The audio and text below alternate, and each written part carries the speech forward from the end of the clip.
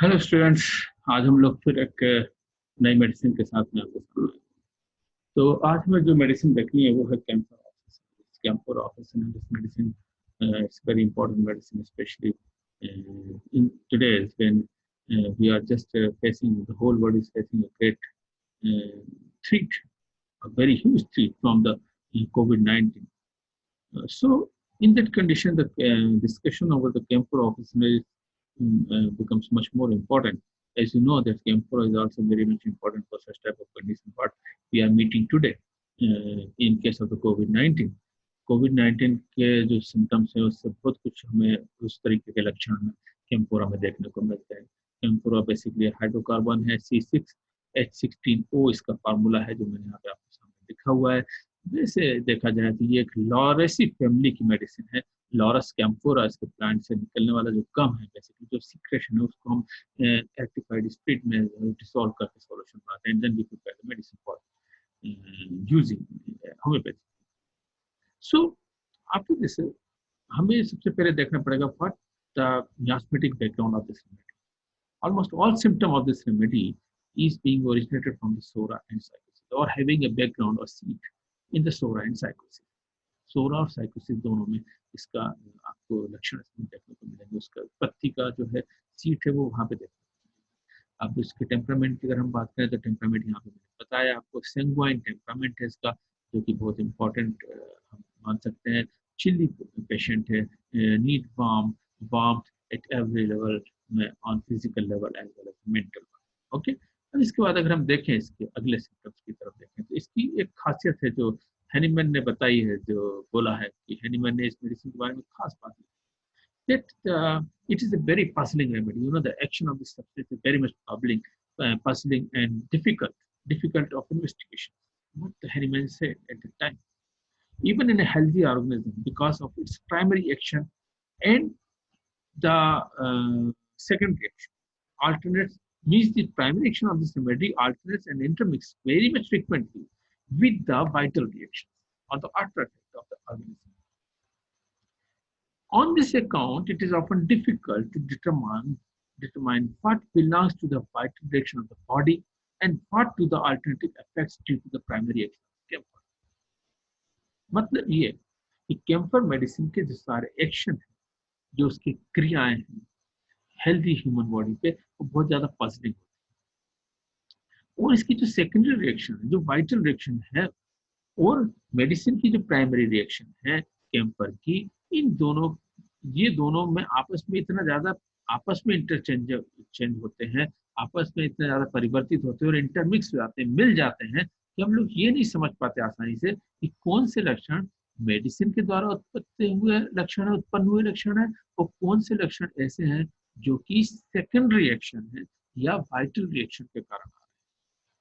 ये बड़ा कंफ्यूजन होता है। ये बड़ी कंफ्यूजिंग और पजलिंग रेमेडी है। इस चीज को हमें अच्छे से समझना पड़ेगा। इसके बारे में जब फर्स्ट टाइम मैंने स्टडी की थी, तभी उसने बता दिया था, even after proving in the healthy on the healthy human beings, you cannot determine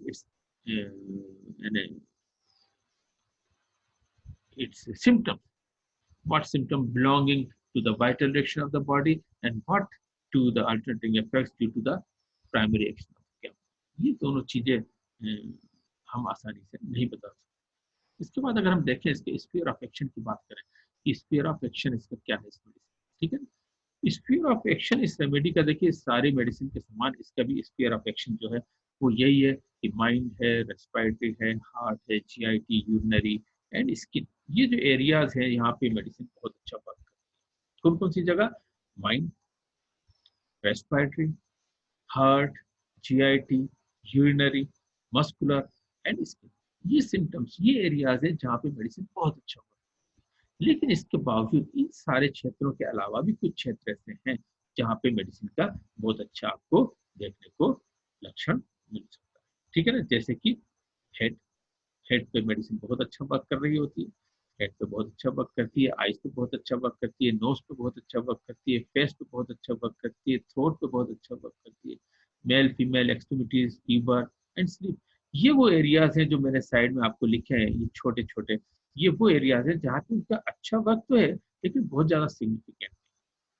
ये सारे लक्षण जब तक कि इनमें से कोई लक्षण ना हो उतने ज्यादा काम के नहीं माने जाते, ठीक है ना। लेकिन मेनली ये मेडिसिन कहाँ वर्क करती है, वो है mind, respiratory, heart, GIT, urinary, muscular and skin, ठीक है ना। इसके बाद हम चलते हैं इसके क्लिनिकल सिम्टम्स की तरफ चलते हैं। क्लिनिकल सिम्टम्स क्या बोलते हैं, convulsion, epilepsy and memory loss.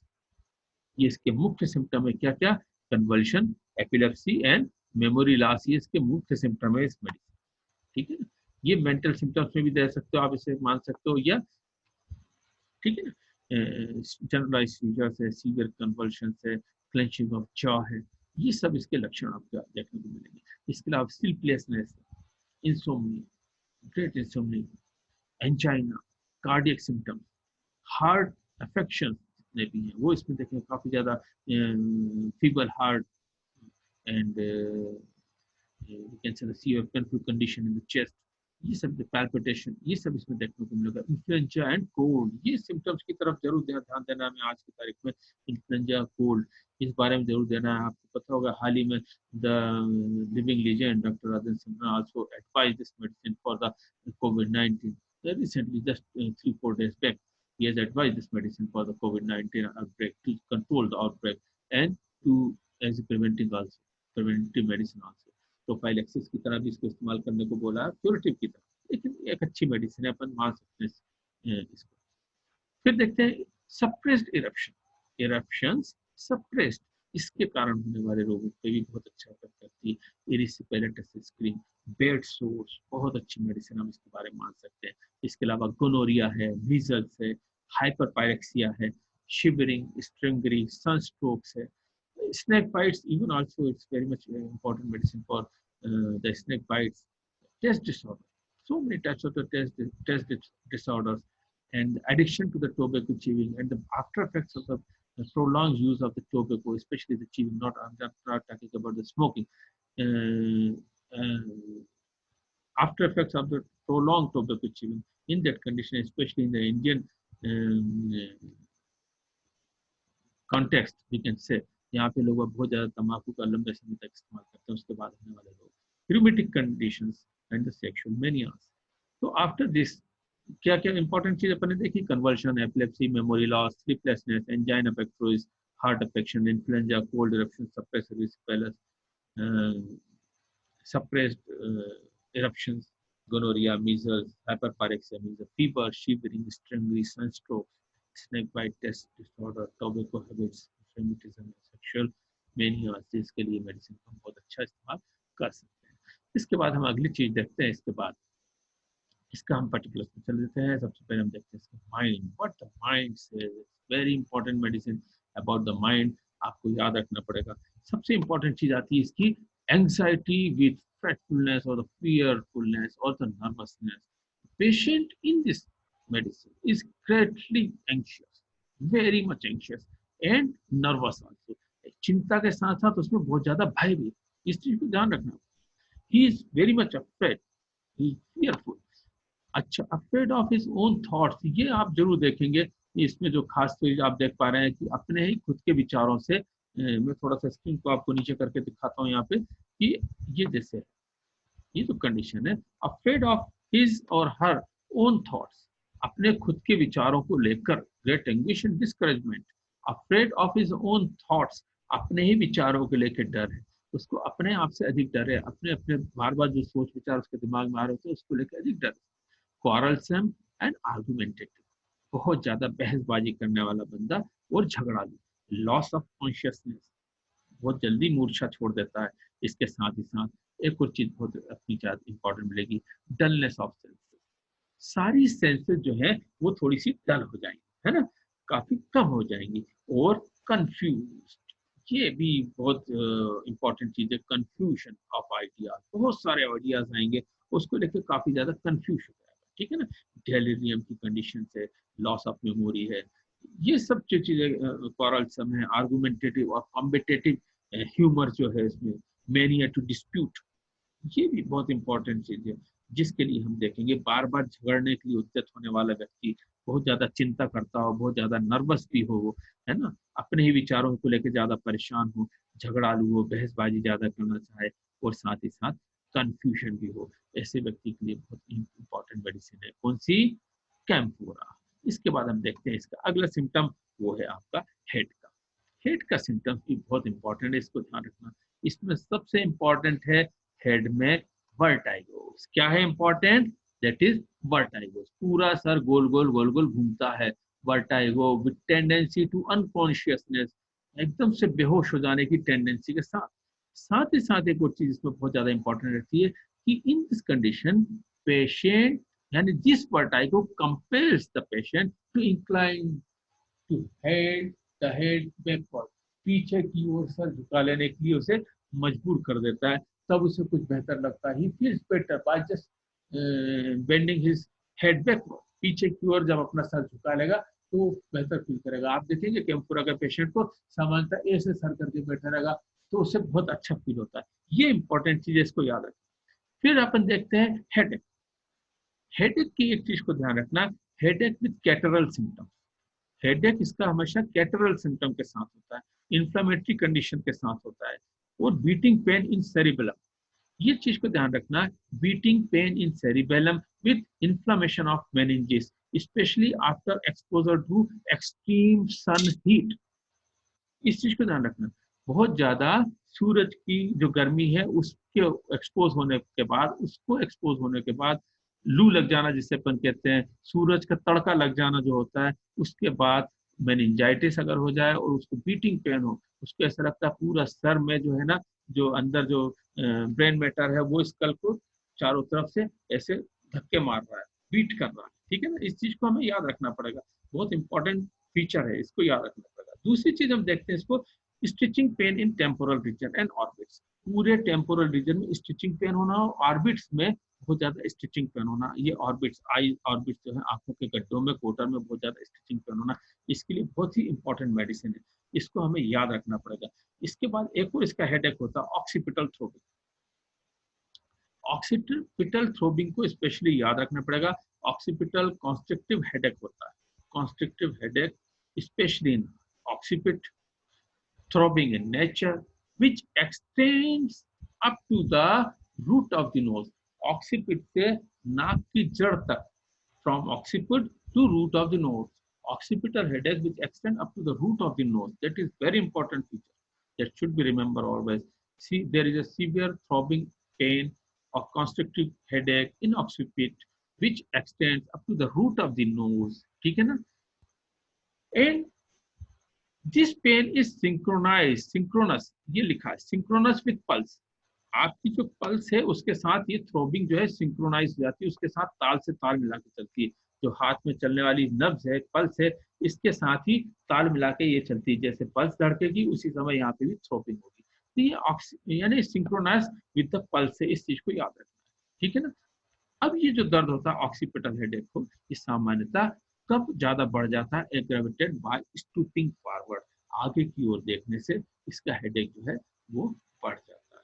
Bye lying down, सोएगा headache बढ़ जाएगा, या बाय टच वो दबाएगा हेडेक बढ़ जाएगा। कोई कहेगा तुम्हारा सर दबा देते, सर दर्द हो रहा तो और ज्यादा बढ़ जाएगा। But this headache simply ameliorates or disappears when the patient directed his attention to the pain. जब वो दर्द के बारे में ज्यादा सोचने लगता है, बहुत ज्यादा सोचता है, तो थोड़ा सा उसको कम भी लगने लगता है। ये भी एक इंपॉर्टेंट चीज है।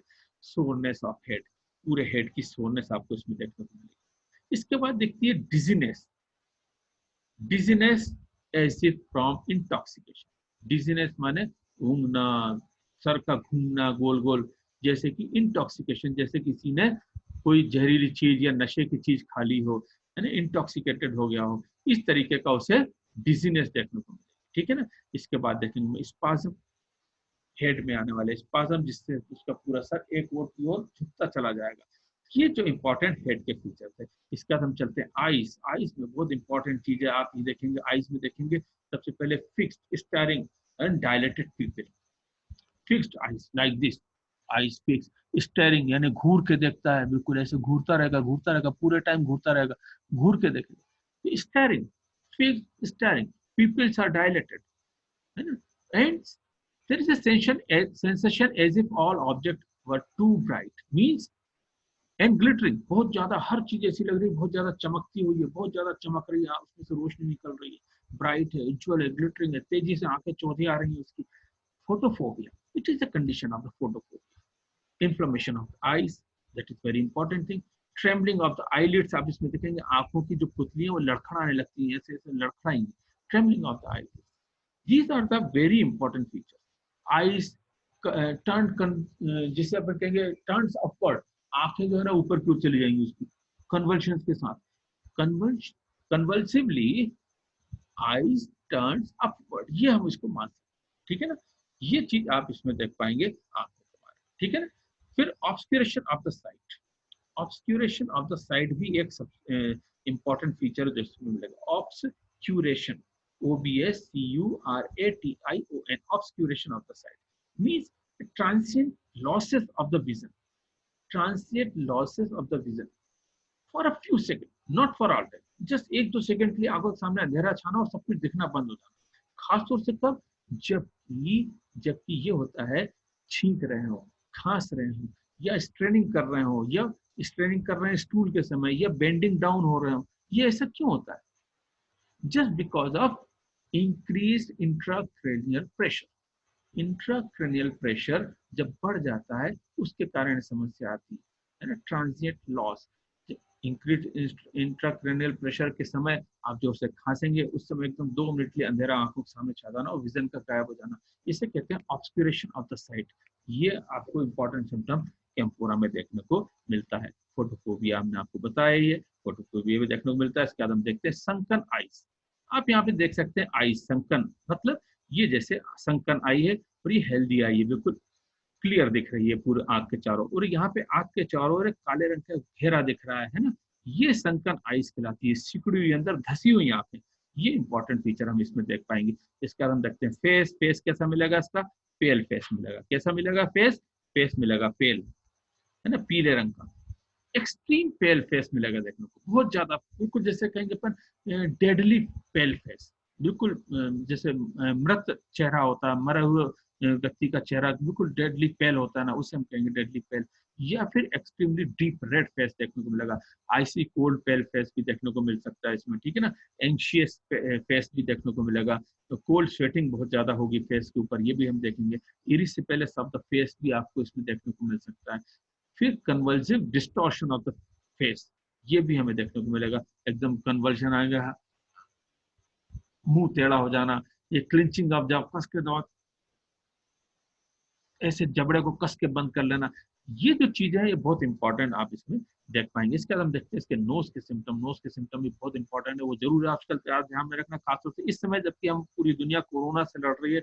इस समय कैंपुरा के नो सिम्टम्स या कोल्ड के सिम्टम या respiratory symptom are very much important to just to learn this one. No symptoms, stopped stopped nose, आपको सबसे पहले बताया नाक का बंद हो जाना। स्नीजिंग, स्नीजिंग, फ्लुएंट कोराइजा और ड्राई कोराइजा दोनों मिल सकते हैं। कोराइजा फ्लुएंट बहता हुआ पतला पतला पानी की तरह, या सूखा भी मिल सकता है, ठीक है ना। लेकिन एक चीज का ध्यान रखना, कोराइजा जब भी स्टार्ट होगा स्नीजिंग के साथ स्टार्ट होगा, सीवियर स्नीजिंग, ठीक है ना। कोराइजा स्टार्ट्स और बिगिंस विद सीवियर स्नीजिंग। एक और चीज ध्यान रखना, कोराइजा में बिगिन विद सीवियर हेडेक। तो स्नीजिंग या बहुत ज्यादा हेडेक के साथ होने वाला कोराइजा, फ्लुएंट कोराइजा और ड्राई कोराइजा। ऐसा coryza sudden change of weather के कारण हो, जैसे अभी मौसम चल रहा है, ठंड अभी गई गई है फरवरी के आसपास, जनवरी फरवरी में ठंड जा रही थी और गर्मी आ रही थी, इस बीच में कोविड-19 का कितना सीवियर अटैक हुआ। ये वायरल कंडीशंस के लिए बहुत ज्यादा इंपॉर्टेंट मेडिसिन है। मैं ये कहीं नहीं कह रहा हूँ कि ये दवा कोविड-19 के इलाज के लिए उपयुक्त है, लेकिन ऐसा समझा जा सकता है कि सिम्टम जो है बहुत इंपॉर्टेंट है, जो कि बहुत ही कुछ वैसे ही सिमिलर हैं जैसे कि हम इसमें देख रहे हैं कोरोना वायरस के इन्फेक्शन में।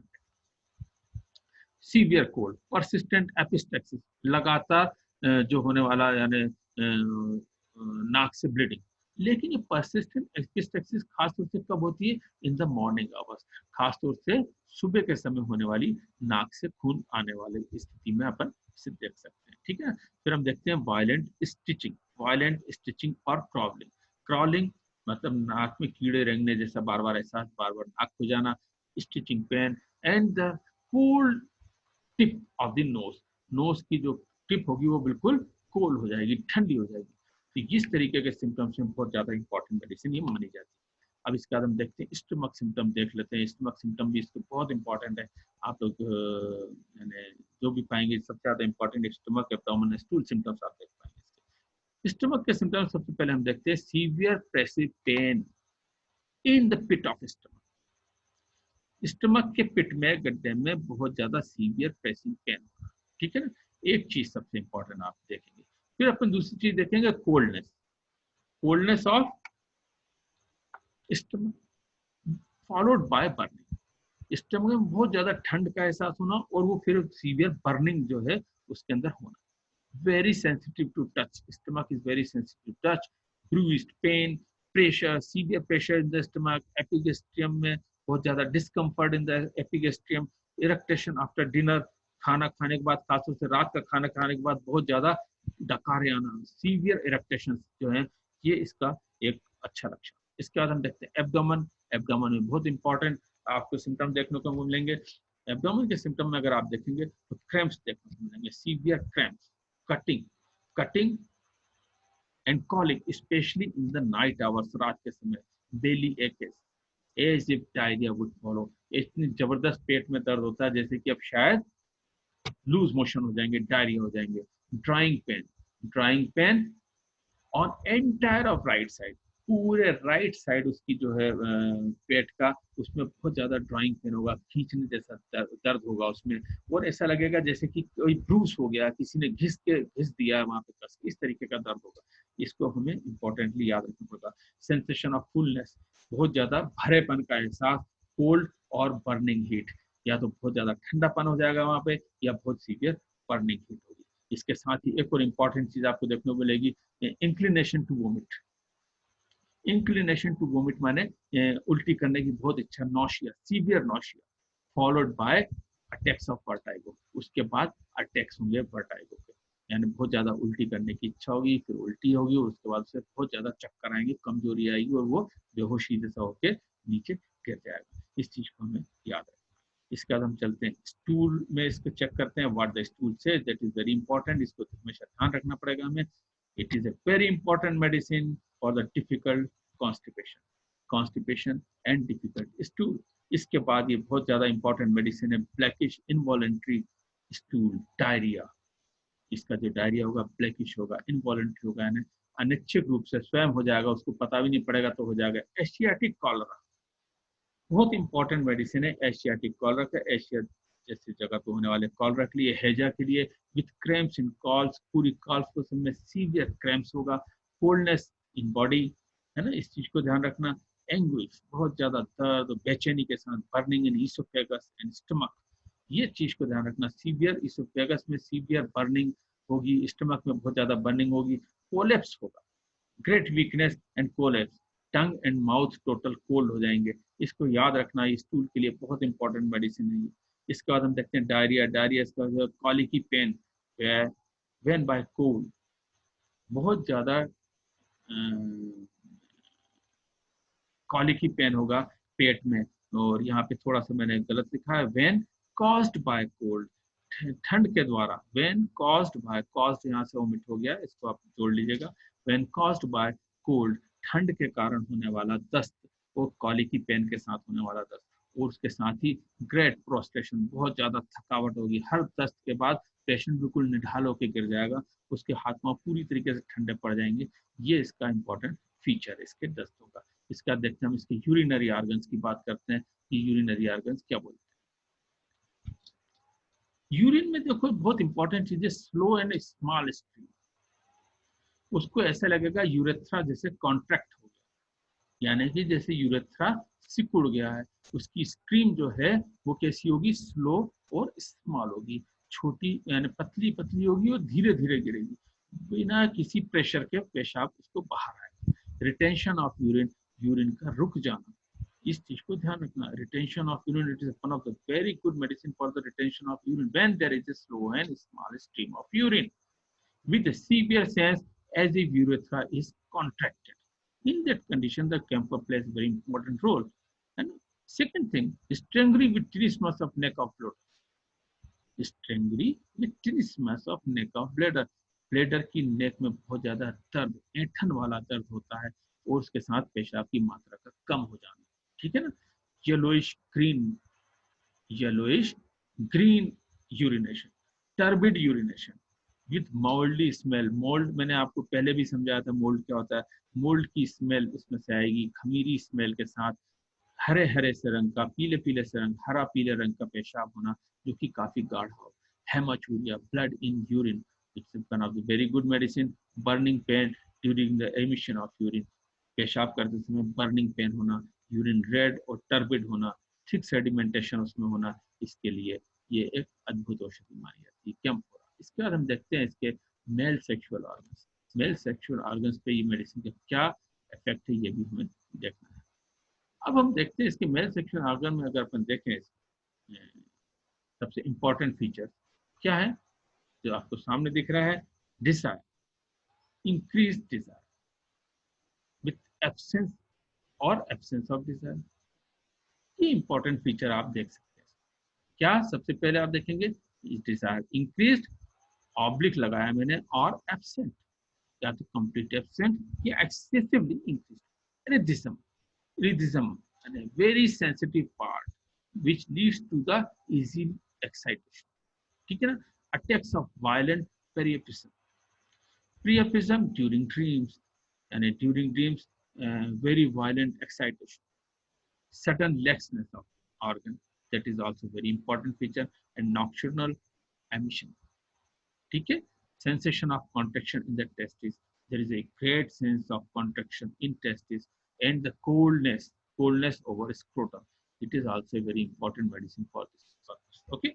अब इसके बाद अगली चीज हम देखते हैं फीमेल सिम्टम्स, फीमेल सिम्टम्स क्या बोलते हैं, sexual orgasm, that is very important feature, then rhythm of sexual system, same system हमने यहाँ देखा था, सेम सिम्टम हमने देखा था मेल में, rhythm, सेम सिम्टम हम यहाँ पे देखते हैं, rhythm of sexual symptoms, labor like pain, that is also very important, menses too profuse or absent, extremely profuse menstruation, है ना, एंड या फिर एब्सेंट मेंस्ट्रुएशन, दोनों सिम्टम्स हम इसमें देख सकते हैं, ठीक है।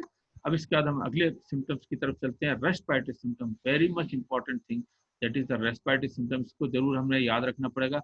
मैंने आपको पहले भी बोला था कि रेस्पिरेटरी सिम्टम्स या नोज वाले सिम्टम्स जो हैं, थ्रोट के सिम्टम, ये बहुत इंपॉर्टेंट है कैम्फोरा का, वो भी स्पेशली तब जबकि पूरी दुनिया कोरोना से पीड़ित है।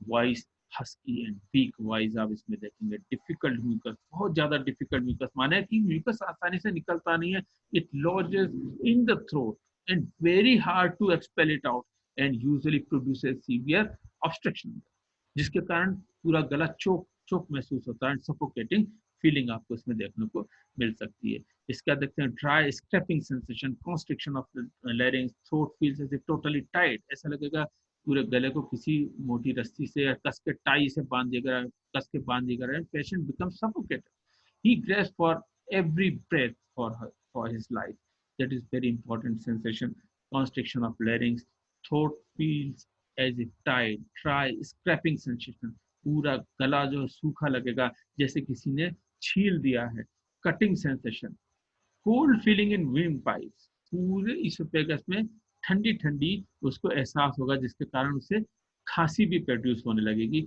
लाइट कफ होगा, बहुत ज्यादा हैवी नहीं, हल्का कफ होगा, ड्राई कफ होगा, फैटिकिंग, हैकिंग, ड्राई कफ, थका देने वाला, और ड्राई कफ, हैक करने वाला, इस तरह बार बार हेमिंग करने की आदत, गला साफ करने के लिए बार बार इच्छा होना, इंक्लिनेशन टू क्लियर थ्रोट और वॉइस, कफ ऑन इंस्पायरेशन, जैसे अंदर सांस लेगा खांसी आई, ये जो सिम्टम है बहुत इंपॉर्टेंट सिम्टम है किसके, कैम्फोरा के, और यही सिम्टम आजकल आप बहुत ज्यादा सुन रहे होंगे टीवी पे और हर जगह न्यूज पे और न्यूज चैनल, इसको हमेशा याद रखना, एक्सेसिव थर्स्ट, थर्स्ट इसकी बढ़ जाएगी, वॉइस हस्की हो जाएगी, वीक हो जाएगी, severe and lot and a very heavy amount of mucus in air passages is causing the obstruction, है ना, ये चीज को ध्यान रखना है।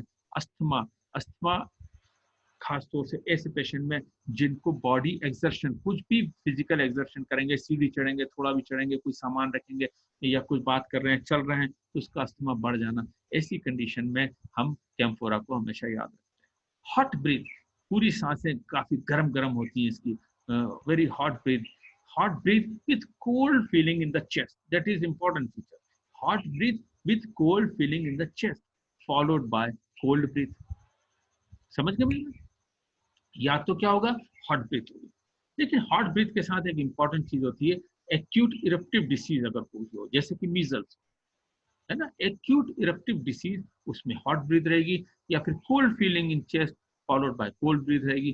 कोल्ड ब्रीथ जब होगी तो उसके पहले पूरी छाती में बिल्कुल ठंड का एहसास होगा और उससे ठंडी ठंडी सांसें उसकी निकलने लगेंगी। तो इसमें दोनों तरह की चीज मिलती है, हॉट ब्रीथ भी मिलती है, hot breath with acute eruptive stage and cold breath with cold feeling in the chest. Okay, अब हम देखते हैं कि एवरी इंस्पायरेशन, जितनी बार भी वो सांस ही लेगा, कफ ऑन इंस्पायरेशन अभी मैंने बताया था, एवरी इंस्पायरेशन कॉजिंग कफ, ठीक है ना।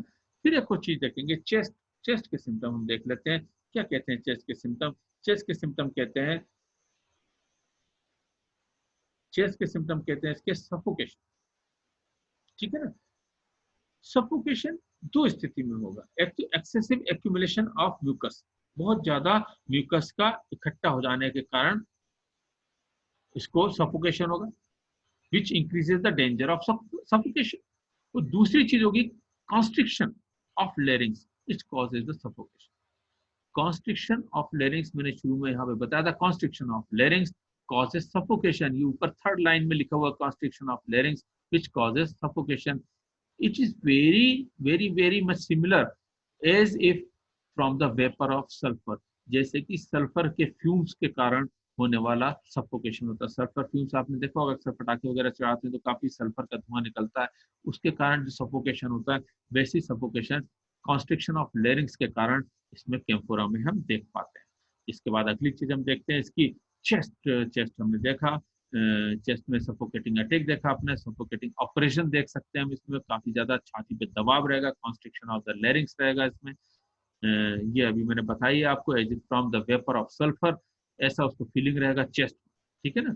Cramps and shooting in the chest, that is very important feature, severe cramps, ऐसा लगेगा कि पूरी छाती में क्रैम्प्स आ गए, ऐठन आ रही है, बार बार सीधा होना चाहेगा, शूटिंग पेन रहेगी इसकी पूरी छाती में, इस चीज को हमें ध्यान रखना पड़ेगा। हार्ट, हार्ट में देखेंगे पैल्पिटेशन ऑफ हार्ट, ये मैंने पहले ही बताया था, इतना सीवियर, इतना स्ट्रॉन्ग पैल्पिटेशन होता है, विच कैन बी हर्ड, जो कि आसानी से सुना जा सकता है, विच कैन बी हर्ड, जो कि आसानी से सुना जा सकता है।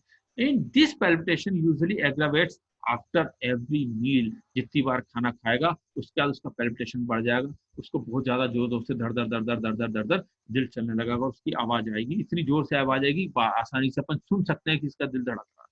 एंग्जाइटी एट हार्ट, यहाँ पे चेस्ट में, हार्ट के पास, कार्डियक एरिया में बहुत ज्यादा इसको एंग्जाइटी और वो लगेगा, मतलब बेचैनी रहेगी इसको। Spasmodic stitches in the region of heart, heart के रीजन में, कार्डियक रीजन में स्पाज्मोटिक स्टिचेस, चुभना, सिलाई करने जैसा दर्द रहेगा, ठीक है ना। और साथ ही साथ छाती पे दबाव रहेगा जो कि बढ़ जाएगा। Lying on left side, left side अगर उस सोएगा तो उसका ये दबाव बढ़ जाएगा, जबकि राइट साइड लेटने पे उसका दबाव जो है कम हो जाता है, ठीक है ना। अब इसके बाद ये इसके चेस्ट के सिम्टम, इसको मैं ऊपर कर दूं, ये आप लोगों को दिखने में थोड़ी मुश्किल कर रहा होगा, इसलिए इसको बार को मैं ऊपर ले जाता हूँ तो आसानी से आप लोग देख पाओगे, है ना। यस,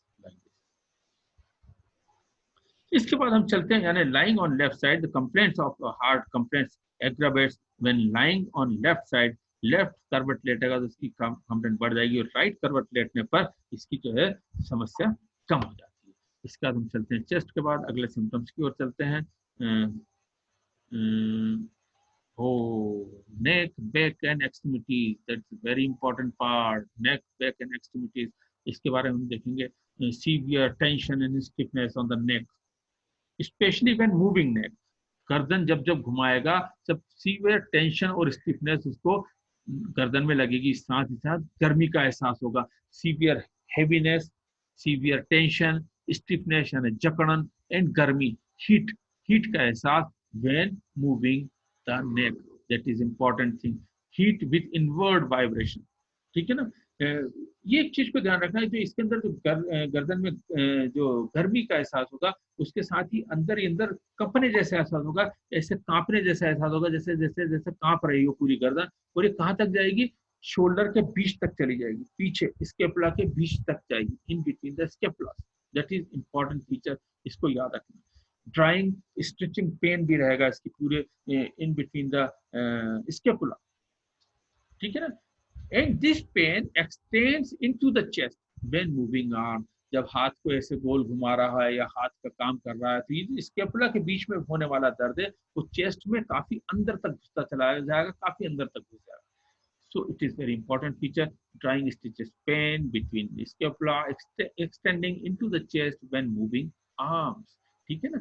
फिर हम देखेंगे coldness and pressure in small of back with heaviness of lower limb. Coldness and pressure in small of back, especially इस sacrum में और loins में बहुत ज्यादा coldness और हैवीनेस देखने को मिलेगी. साथ ही एक और चीज देखने को मिलेगी, जो कि अगर ये थोड़ा बहुत भी चलेगा फिरेगा, थोड़े भी कदम आगे बढ़ाएगा, तो उसकी कंप्लेंट जो है ये बढ़ जाएगी. क्या? Coldness and pressure in small of back with heaviness of lower limb. पूरे लोअर लिम्ब की भी इसकी वो है जो क्या ना चाहिए, हैवीनेस जो है वो बढ़ जाएगी थोड़ा बहुत भी चलने पर, ठीक है ना. ये इंपॉर्टेंट चीज है. एक और एक इंपॉर्टेंट एहसास आप इसमें देख पाएंगे. इसको ऐसा एक एहसास होता है जैसे कि पूरी कोल्ड एयर, एक ठंडी ठंडी हवा जो है वो पूरी पीठ पर बह रही है. ये ठंड का एहसास उसे रहता है. Sensation as if cool air is blowing on back. पूरी पीठ पर उसको ठंडी ठंडी हवा जैसे उसके बह रही है, ठीक है ना. ये एक चीज को इंपॉर्टेंट याद रखना.